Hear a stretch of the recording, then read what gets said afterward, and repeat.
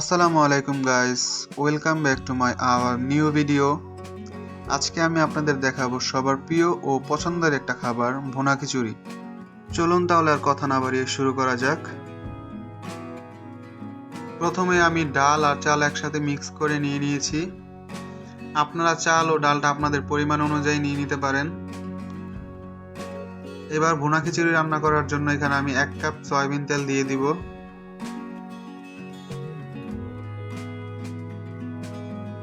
তেলটা গরম হয়ে আসলে এখানে আমি দিয়ে দিব 1 কাপ পেঁয়াজ কুচি। আর এই পেঁয়াজ কুচিটাকে লাল লাল করে ভেজে নিব।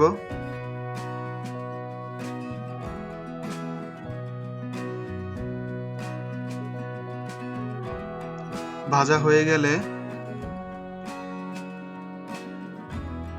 দিয়ে দিব আদা রসুন বাটা।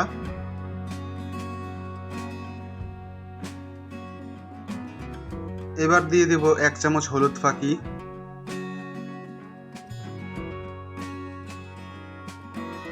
দিয়ে দিব 2 চামচ মরিচ ফাঁকি।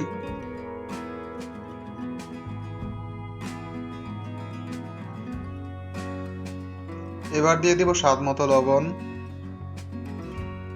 তার সাথে দিয়ে দিব তেজপাতা, দারচিনি ও এলাচ। এই মশলাগুলো দিয়ে ভালোভাবে মশলাটাকে একটু কষিয়ে নিব।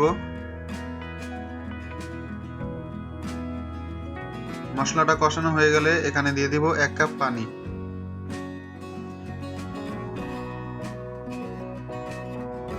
পানিটা যখন ফুটতে শুরু করবে তখন দিয়ে দিব ছোট ছোট করে কেটে রাখা আলু।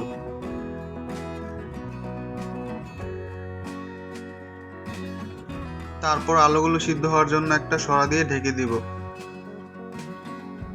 আলুটা হালকা সিদ্ধ হয়ে আসলেই দিয়ে দিব এখানে ডাল চালের মিশ্রণটা।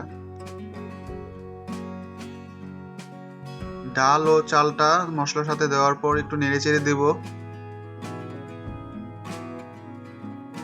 আর আমি ঢাকনা দিয়ে ঢেকে দিব চালটা একটু হওয়ার জন্য। চালটা একটু হয়ে আসলেই এখানে দিয়ে দিব 4 কাপ পানি। দেওয়ার পর চালটাকে ভালোভাবে নেড়ে নিব।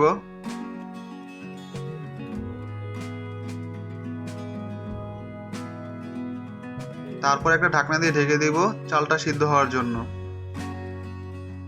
যখন চাল আর ডালটা হালকা সিদ্ধ হয়ে আসবে তখন একটু নেড়েচেড়ে দিব যাতে পুড়ে না যায়।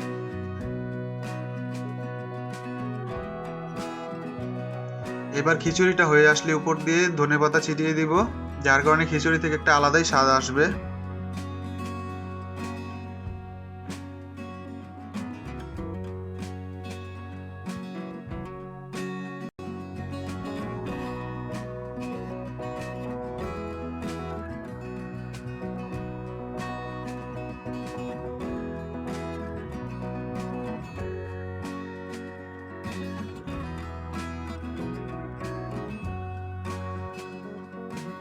এভাবেই তৈরি হয়ে গেল খুবই মজাদার ও সুস্বাদু একটা খাবার, ভুনা খিচুড়ি।